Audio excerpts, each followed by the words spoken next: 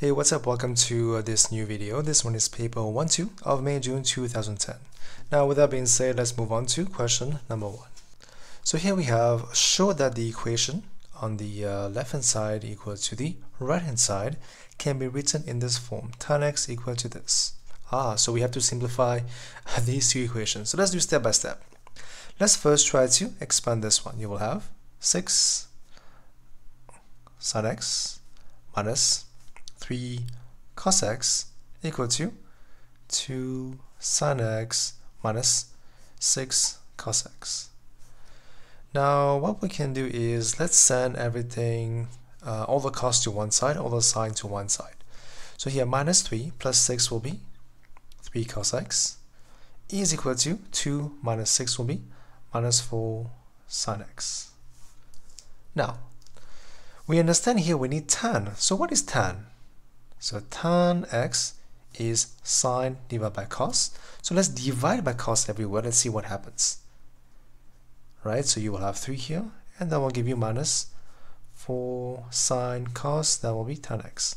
So finally, tan x will be minus 3 over 4, and this is shown as required for part 1 of your question. Now part 2, we have to solve this equation for the value of x between 0 and 360. But now wait, we can see this is the same as part 1, so obviously we just have to solve the equation derived from part 1. Now clearly tan is negative. We understand that it will be ASTC should be in the second quadrant and the fourth quadrant, right? Because we know this is ASTC.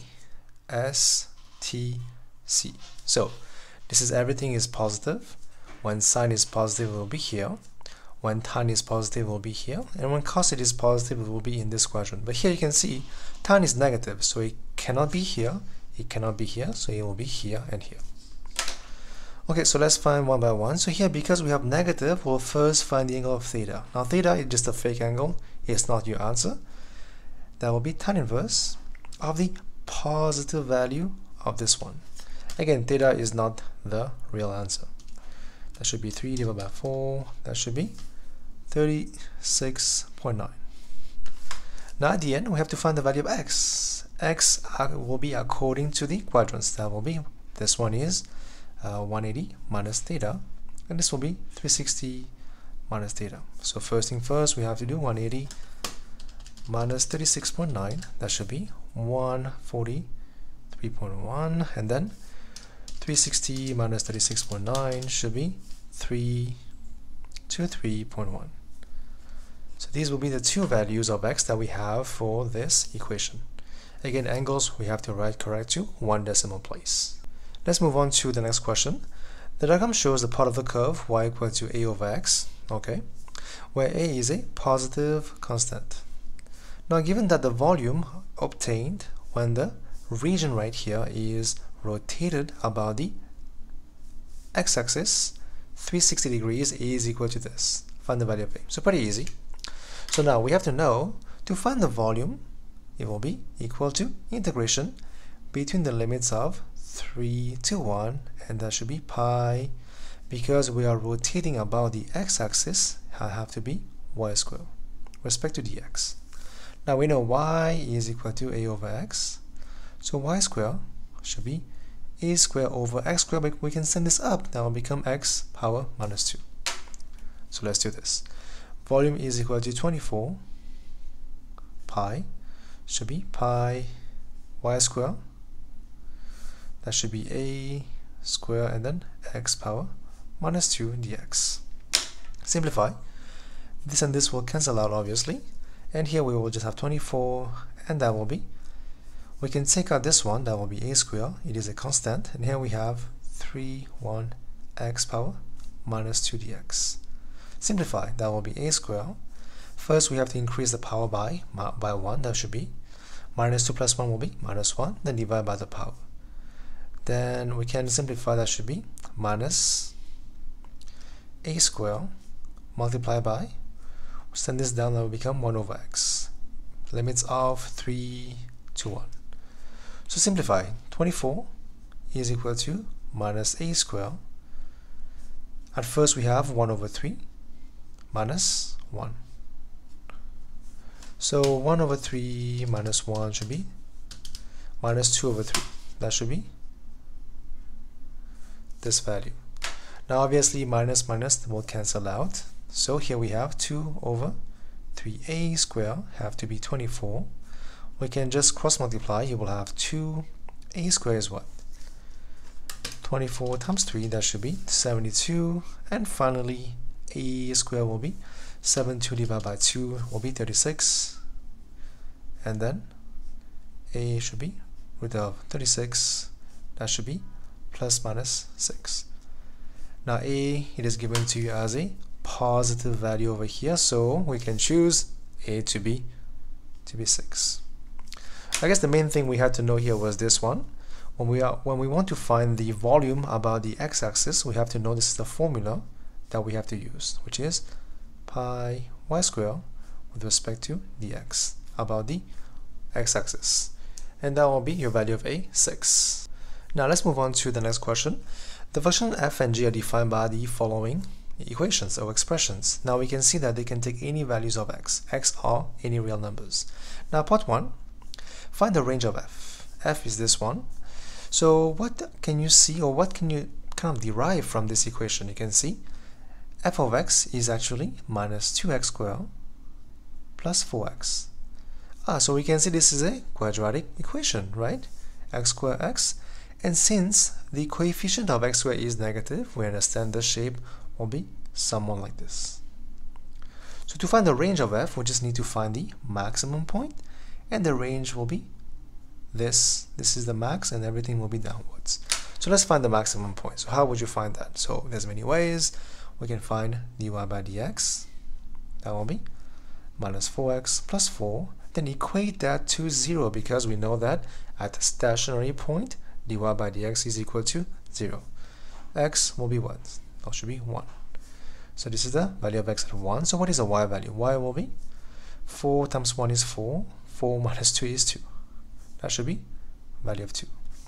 So the max value is 2, and the range will be f has to always be less or equal to 2, as you can see according to the shape of the graph. So you will have a maximum point here of 2. This is the y value. And then the graph will always be lower or equal to this value. The range will be the up and down value. We can write f, or you can write y will be this value. That is part 1 of your question. Now part 2, we have to find the value of k for which the equation this has equal roots. Whenever you see equal roots, we have to understand we are trying to use discriminant equal to 0 to find the value of k. So step by step, what is gf of x? So gf of x will be 5.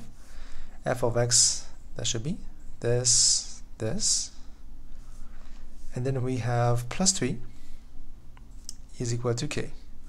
So next we can just expand the brackets. You will have 20x minus 10x. And then we have plus 3 minus k equal to 0. Let's rearrange. We will have minus 10x squared plus 20x plus 3 minus k is 0. Now we can see this will be a, b, and c. We have to use this. So b squared will be 20 squared minus 4 times a times c. Let's see what do we have. So 20 squared will be what? Will be 400. That will be plus 40. 3 minus k is 0. Now we can send this over on this side. You will have what? Minus 40. 3 minus k has to be 400. Divide by minus 40. You will have this will be this, and that will be minus 10. So k will have to be 3 plus 10, 13. So value of k will be 13 for question part 2 if they has equal roots. Let's move on to the next question. In the diagram, a is a point minus 1, 3. Okay, b is a point 3, 1. These are given to you. Now, the line L1, this is the line L1, passes through a. So a passing point on L1 is a, okay, and is in the same direction as OB. OB will be this one.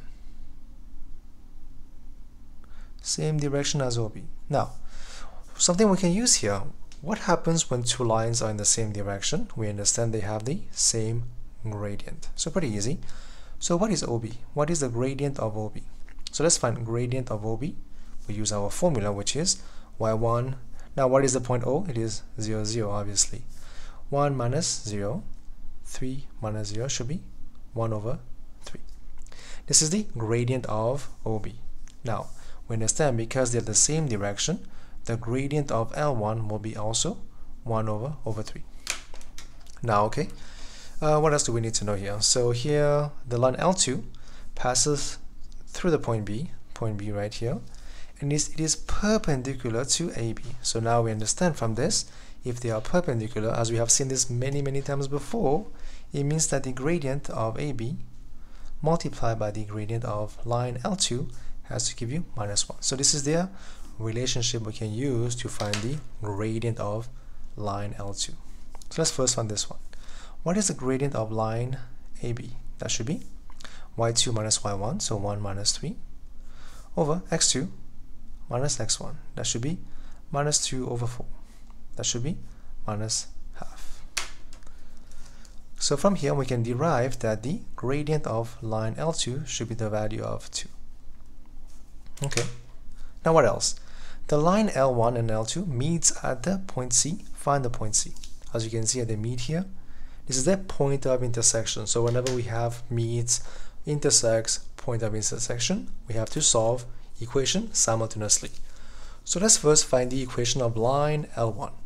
So we know the gradient, we know the passing point, we can find the equation pretty easily. So that will be x value, y minus its corresponding value over x minus its corresponding value should be 1 over 3. Again, this is just a method that I use to find the equation of a line.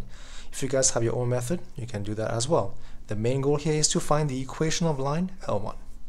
Cross multiply, you will have 3y minus 9 should be x plus 1.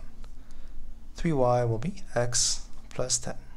That is my equation of line L1. That is my first equation that I was able to derive. Now part 2, I will have to find the equation of L2. Now I know the gradient of L2 is 2. We have the passing point, x value, y value. So y minus its corresponding value, x minus its corresponding value should be 2. Y minus 1 equal to 2x minus 6. Y should be 2x minus 5. That is my equation number 2. Now here we have y as subject already. We can just replace y in here. So now I'm just solving simultaneously to find the unknown values of x and y, which is the point C. So the point C is actually x value and y value, right? So here y, let me replace y here. You have 3 times y. Y is also 2x minus 5 is x plus 10. That will be 6x minus 15, x plus 10. Right? Simplify. Send this over here. You will have 5x. That should be 25. X will be 5. Now, moving on, find the value of y. Replace back in your equation. That will be 2 times x. That should be 5 as well. So the point C will be 5 and 5. And that is your answer for this one, finding the point of C, which is the point of intersection of line L1 and L2. Now let's move on to the next question. Now, relative to a point O, the position vectors of A and B are given to you by these two. Okay, given to you. Perfect. Part 1, we have to find the value of P for which OA is perpendicular to OB. Now we understand that if they are perpendicular, their dot product have to be equal to 0. So that's the main thing we have to kind of know before solving this question. So dot product will be OA minus 2, 3, 1 dot of 4, 1P have to be 0. So from this, let's see what do we have. Minus 2 times 4 will be minus 8 plus 3 plus P have to be 0. That should be minus 5 plus P should be 0. P should be value of 5. That is part 1. Now for part 2, we have to find the values of P. So we have 2 possible values now, for which the magnitude of AB is 7. So we have to find the length of AB. So magnitude of AB how would you find that? So let's do this. First, we have to find the direction AB. AB will be OB minus OA. That should be what? OB is 4, 1, P that we don't know, and OA is minus 2, 3, and 1. Now 4 minus minus 2 is 6, right? So we have minus minus become plus. 1 minus 3 is minus 2, and finally P minus 1. So now we know the magnitude of AB. How do you find the magnitude? We have to first apply square root. Square this value will be 36 plus square this one will be 4, and square this one will be P minus 1 square. Should be the value of 7. Now we can send this over here by squaring both sides, because we know that square root is simply power of half. To cancel out the square root, we just apply square on both sides. This will go away, and here we will have square. So 36 plus 4 is 40, plus P minus 1 square should be 49. So P minus 1 square should be 9. P minus 1 should be plus minus 3.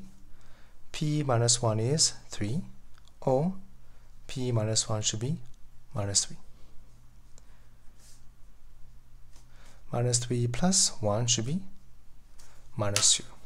Okay, so let's write down the final answers. So values of P can be minus 2, or P can be value of 4.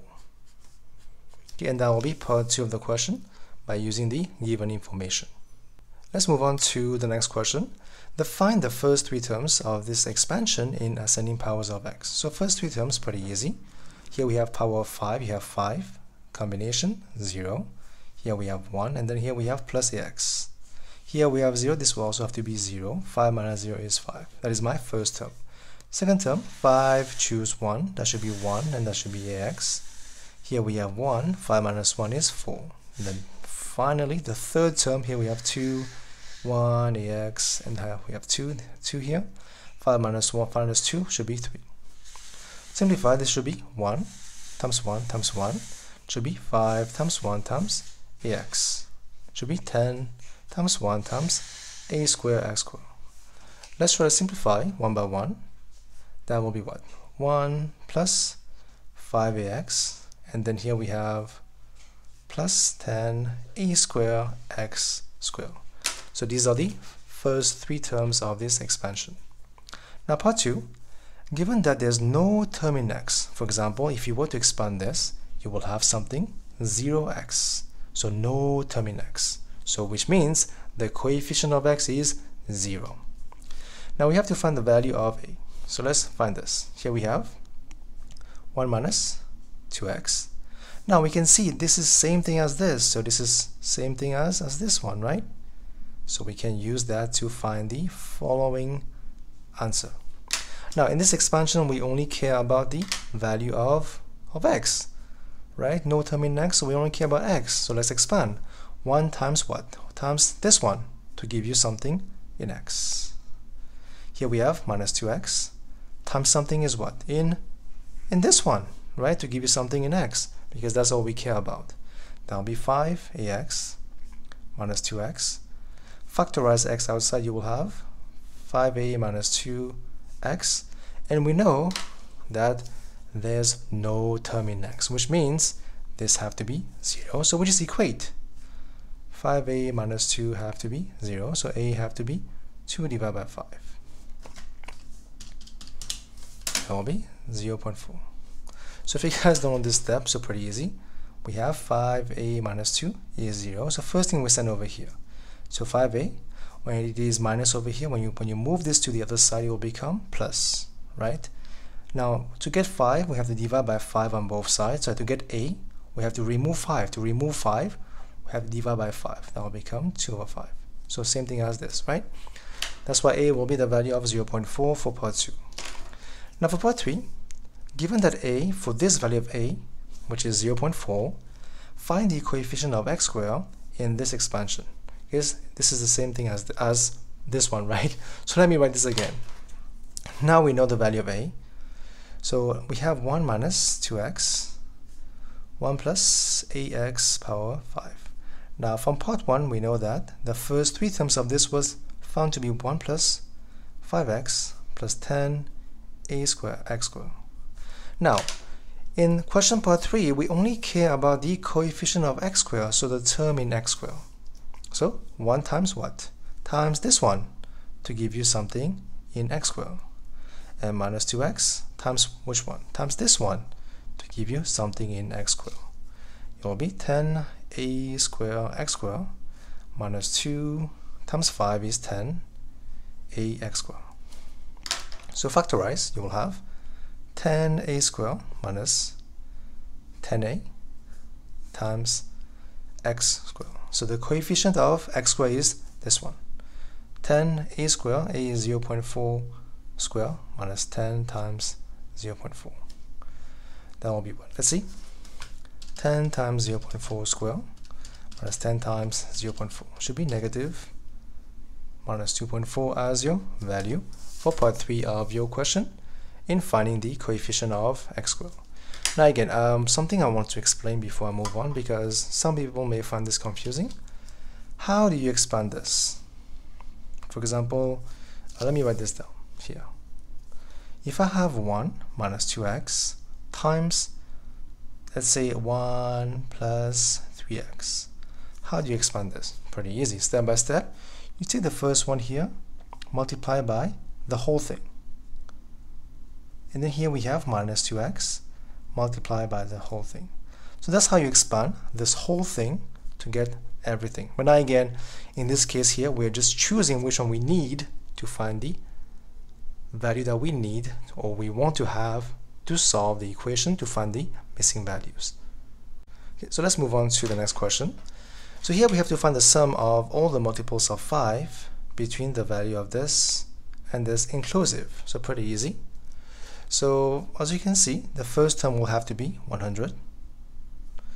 Then the next term will be what? Multiples of 5 means it should be divisible by 5. The next term should be 105, 110, 115, right? And then finally up to 300.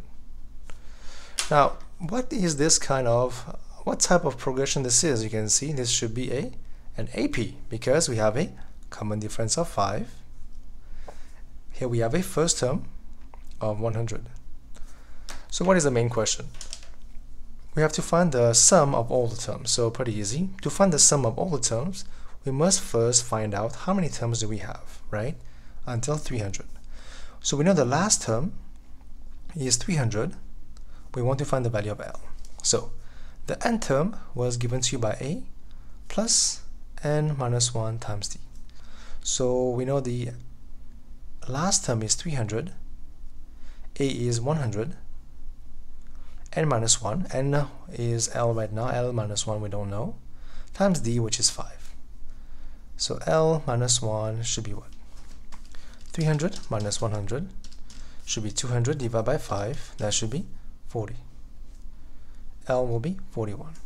So we know that there's 41 terms in total. That's the main thing we want to derive. So from 100 to 300, we have 41 terms in total. Now you want to find the sum of the first 41 terms. That should be half times, so times n, which is 41, times 2a, 2 times 100, plus n minus 1 is 40, times d. So here we have to write d was d. D is given to you by 5, common difference. I almost forgot. Now we just have to solve and simplify. 200 plus 40 times 5 times 1 over 2 times 41. That should be 8200 for the sum of all these terms. So let's try again. Here we have 2 times 100, that should be 200, plus 40 times 5, that should be 400, times 41 divided by 2. Okay, so that will be the sum of the first 41 terms, or the sum of all the terms between 100 and 300 inclusive. Now part 2, here we have a GP has a common ratio of this, so we know R is minus 2 over 3. Okay, and the sum of the first 3 terms is given to you by this. So now we can write this down easily. The first term is what? It is A. Second term is A times R, and here we have A R squared. A, we don't know A, that will be A. AR is this, and here we have square, right? So this is something that we can kind of visualize what is happening. Every time we're just multiplying, this is a, sorry, it should be a mistake over here. Multiply by r actually, because that's the common ratio. That should be value of a, again that should be square and square. So mistake again, my apologies, let me rewrite this down. So the value of a we don't know, but the value of r we know it is minus 2 over 3.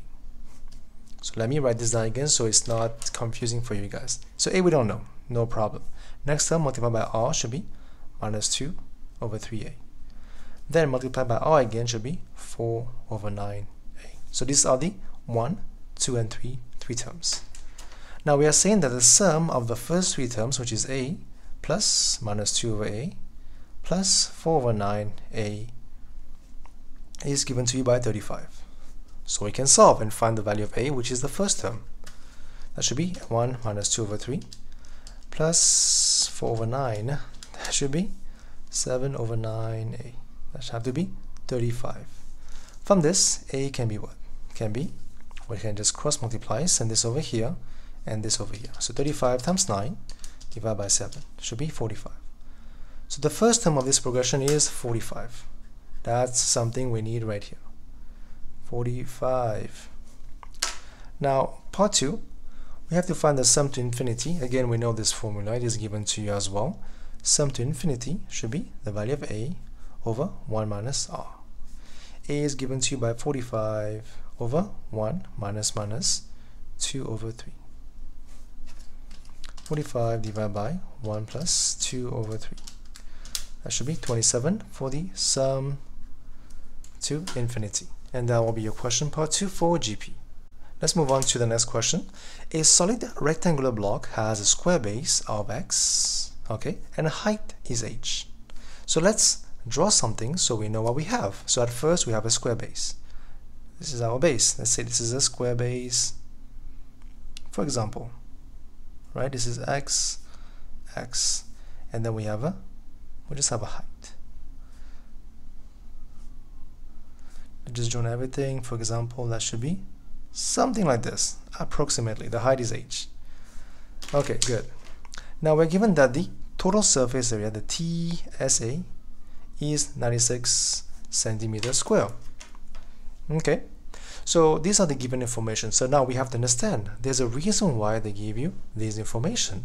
So my first question that I would ask myself is, how do I find the surface area, total surface area? So you will do step by step. You will first find this side plus this, top, down, left, and right. So you will add every surface together to find this. So let's do that. So what is the area of this surface? That should be x times h, right? That will be also x times h. So we have 4 times xh for this, and this, 4 sides. And then we have top and bottom. Now what is the area of the base? It is x squared, so 2x squared. Have to give you 96. I hope that makes sense. Do it step by step, and you will see that you will have the TSA as follows. At first we have to add 1, 2, 3, 4 sides. And we realize the 4 sides have the same area, which is length times height, right? And then we have to add the 2 surface, which is the bottom and the top surface. Now this is x times x squared, right? Here we have 4hx plus 2x squared, 96. So 4hx have to be 96 minus this. Divide by 2, you will have 2hx have to be 96 by 2, that should be 48 minus x squared. Now simplify, we can make h become subject. That will be 48 divided by x squared divided by 2 of x. This is my part 1 that I would do before even starting the question, because I do know that there's a reason why they ask you, they give you this information. Now moving on to part 1. Express AH in terms of x. You see, as you can see, bam, we have this already now.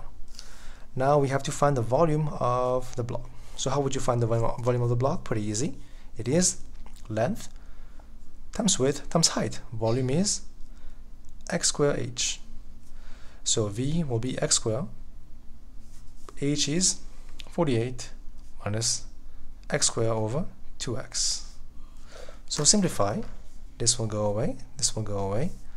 You will have 48 x minus x cubed over 2. Now from this we can simplify, obviously that should be 24x minus half x cubed. This is shown as required right here. Now for part 2, we have to find the stationary value of v. Now, right, we can stop here. So as of now, we know the value of v is 24x minus half x cubed. Now we have to find the stationary value. So we know that as stationary value, dv by dx have to be 0. So we have to find dv by dx. I think I did not find that value in the first place. That will be 24 minus 3 over 2x squared. And equate that to 0. Now we can solve. Send this over here, you will have 3 over 2 x squared, that should be 24. X squared will be 24 times 2 divided by 3. That should be 16. So finally x will have to be root of 16, that should be 4. Again, the value of x is the length, has to be positive 4.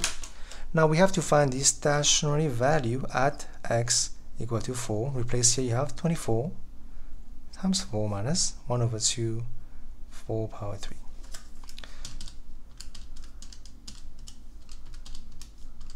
That should be 64 as your answer. So the volume here will be 64 centimeters cube for the volume. Now we have to find the nature. To find the nature, we have to look at d2i, so d2v by dxu. So here you will be, let's solve this. That will be 0 minus, that will be d2, that should be the value of 3. Because 2 times minus 3 over 2 cancels, minus 3, and that will be just x. So it will be minus 3x. Replace when x is equal to the value of 4, that will be minus 12. Now you would say, since d2v by dx2 is less than 0, it is negative, we understand that the stationary value is equal to a max value. And that will be the question part 3. We have to find the nature of the stationary value. Now let's move on to the next question. The diagram shows the curve y equal to x minus 2 squared. Okay, so now you have options. You can always expand this if you want to. For example, I can always have this, right? If you want to, you can. If you think it's easier for you, you can always expand the function or the expression. Now here we have aligned this as well. Okay, now which intersect the points at points A and B. We have to find the area of the region. So let's see, how would you find the area of the region? So now again, there's a reason why they give you intersection of A and B, so you have to find the points A and B. You kind of have to think. There's a reason why, so we kind of have to find what are those points of intersection. Alright, so let's find that. So to find the points of intersection, we are obviously going to solve the equation simultaneously. So here we have y is equal to x squared minus 4x plus 4, and here we have y equal to 7 minus 2x. So we have two equations that we can use to solve for the values of this x and this x. Replacing each other, you will have on one side x squared minus 4x plus 4 have to be 7 minus 2x. Send everything to one side, you will have x squared minus 4 plus 2 minus 2x plus 4 minus 7 should be minus 3, 0. Now we can factorize. That should be x times x, 3 is 3 times 1. To get minus 2, we have to have minus 3 plus 1. X will be 3, x will be minus 1.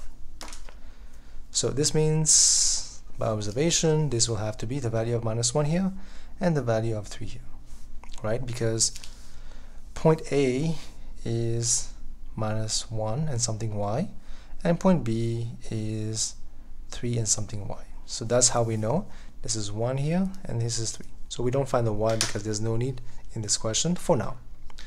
Now let's see, do we need the y or not? I think yes. So let's find the y in case we need that in this question. So let's find the corresponding value for y. Replace back in your equation. So when x is 3, so y plus 2 times 3 is 6. Send this over here. 7 minus 6 will be 1. So here we go. B will be 3, 1. Now this one, when the value of x is minus 1, so y minus 2, send this over here, become plus 9. That have to be the value of 9. Okay, so from this we can see something happens here. Is that what is this shape? If you observe, what is this shape? We have, this is a straight line, a vertical line. This is a vertical line, and they are joined by these two. If you would turn this in this way, it is a trapezium, right? Well, this length is equal to what? If you observe, this length is 9, because this is 9, and this length is 1. This is 1. So, and the length in between is what? It is 3 here, and 1, that should be 4. So this whole thing here is the shape of a trapezium. So that's something we know, and we have derived for those points.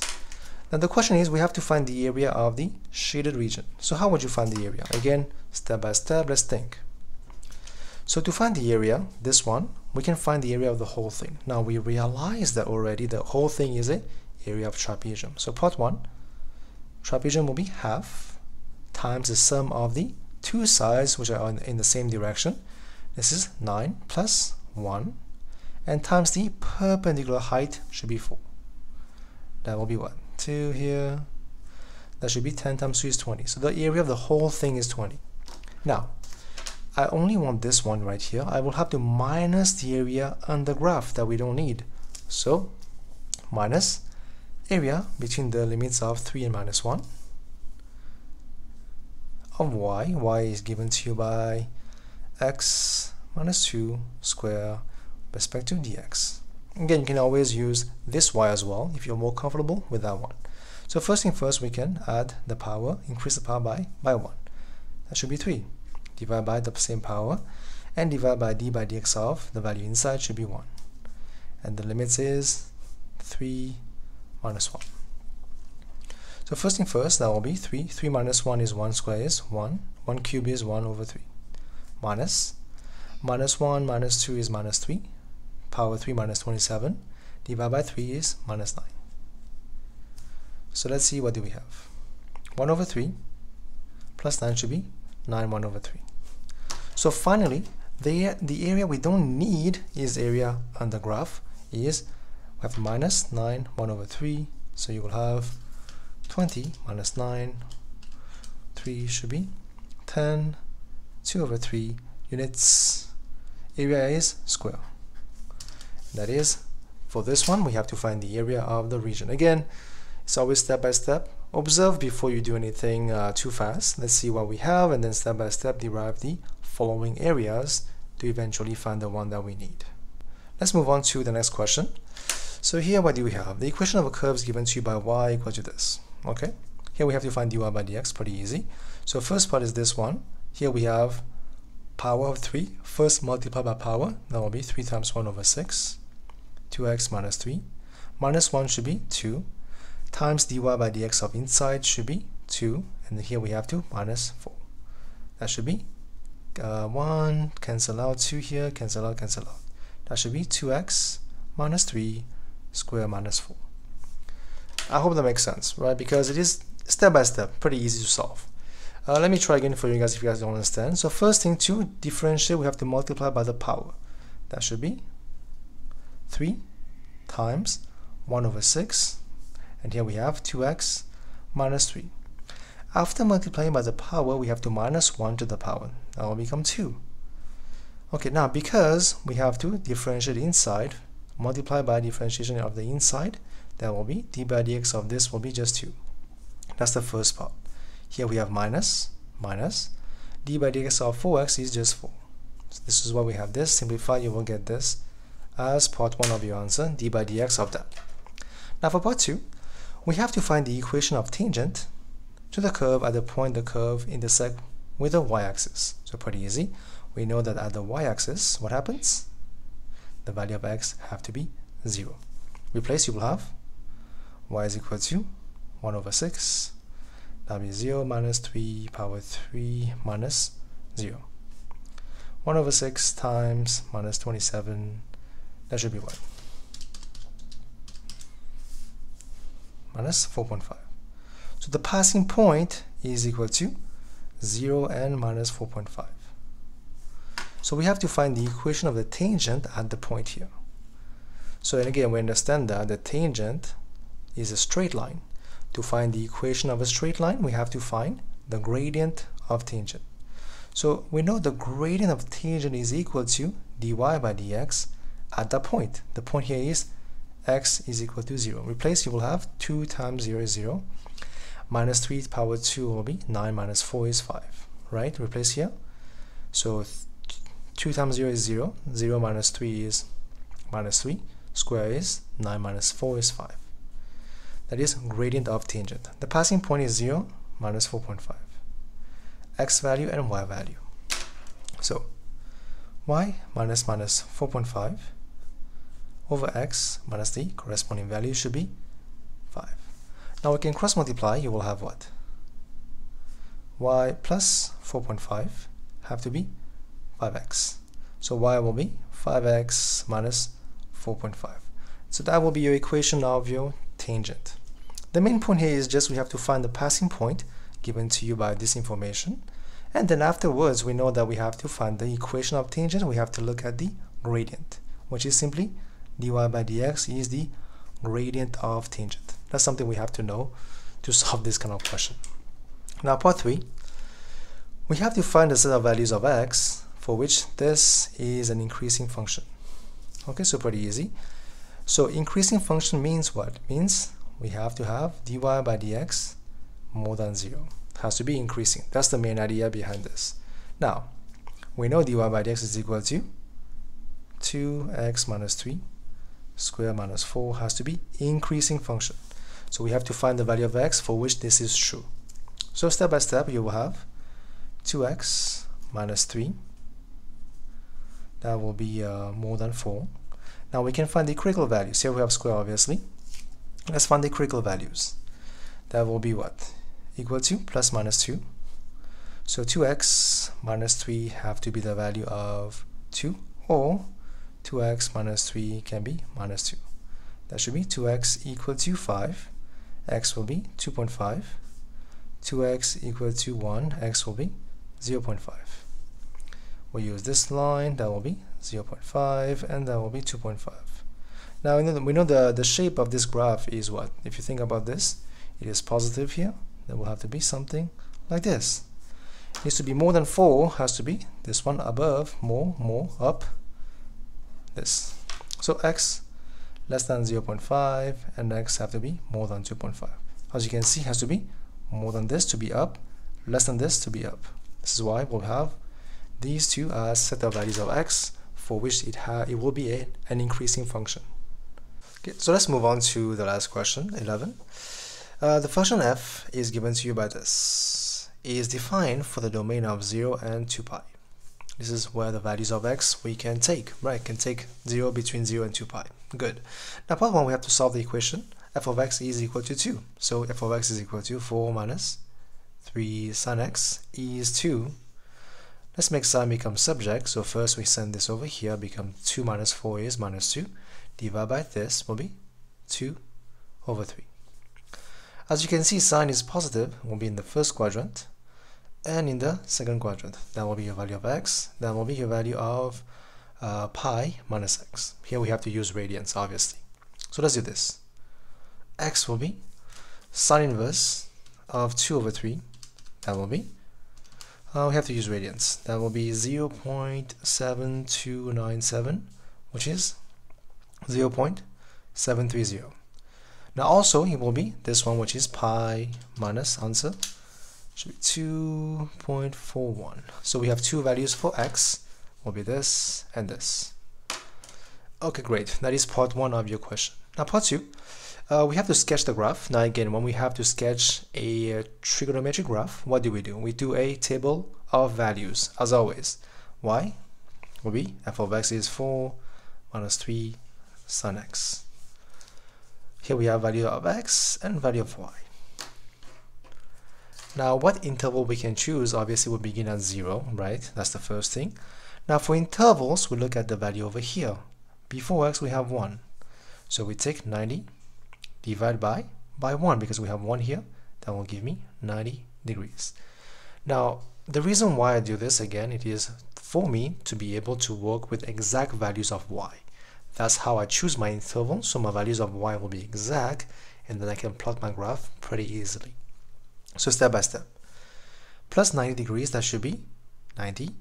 Now here we have radians, obviously we have to convert this to radians. That should be pi by what? So if you think pi is 180, divide by 2, that should be 90. And then plus 90, that should be pi. Plus 90, that should be 3 pi by 4. And then plus 90, so I think a mistake over here. 3 pi by 2, not 4. And then finally, that should be 2 pi. So intervals of 90 degrees so that I can have exact values of y, and I can have my graph easily drawn on the axis.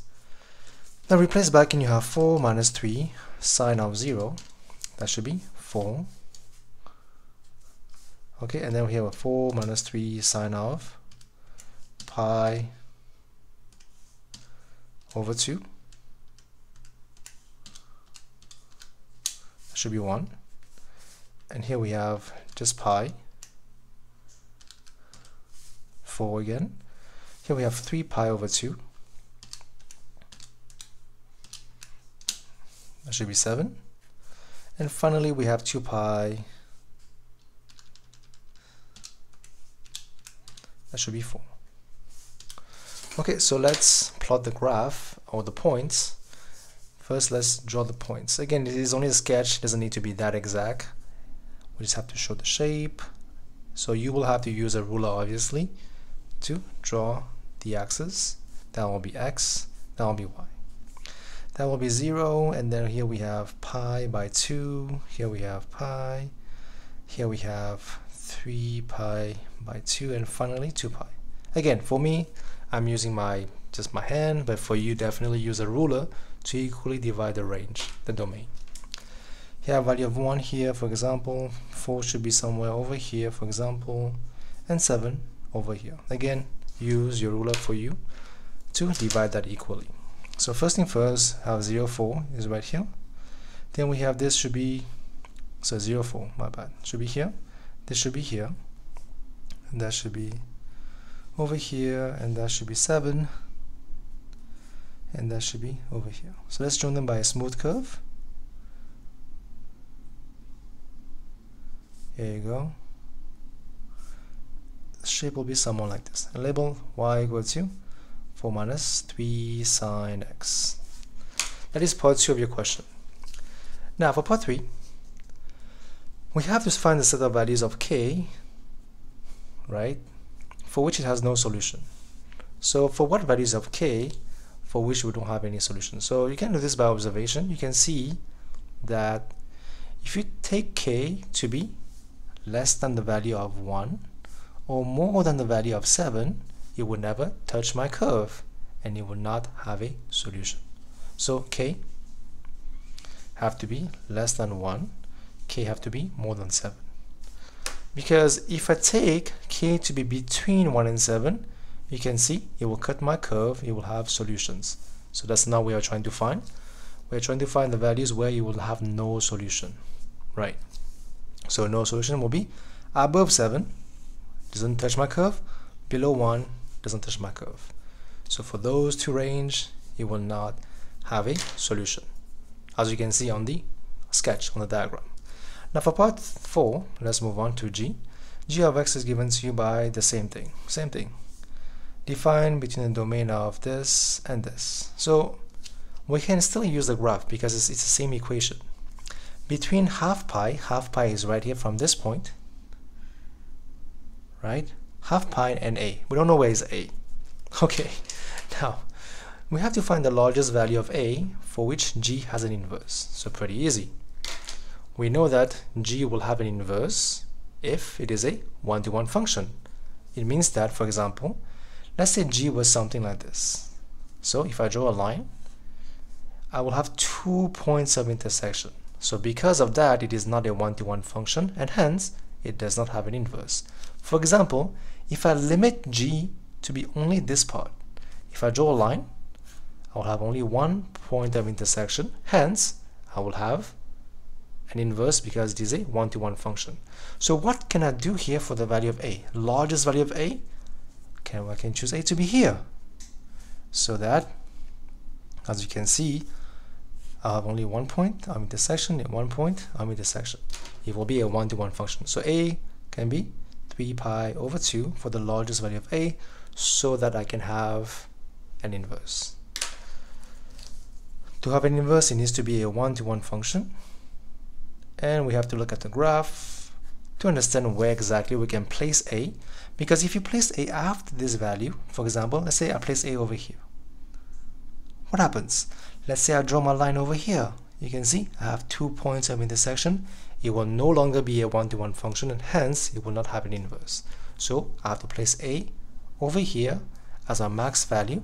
So anywhere in between, I can have only one value if I want to draw a horizontal line, and that will be a one-to-one function, and hence has an inverse. Now part 5, for this value of a, which is 3 pi over 2, find the value of this. So let's do this. So what is g inverse? We have g of x is equal to 4 minus 3 sine of x, right? Now we have to find g inverse. Let y equal to 4 minus 3 sine of x. So we have to make x become subject, so you have 3 sine of x should be 4 minus y. Sine of x should be 4 minus y divided by 3. And then x will be sine inverse of 4 minus y over 3. Okay, so finally we have to write this down. G inverse is in terms of x, so that will be sine inverse 4 minus x over 3.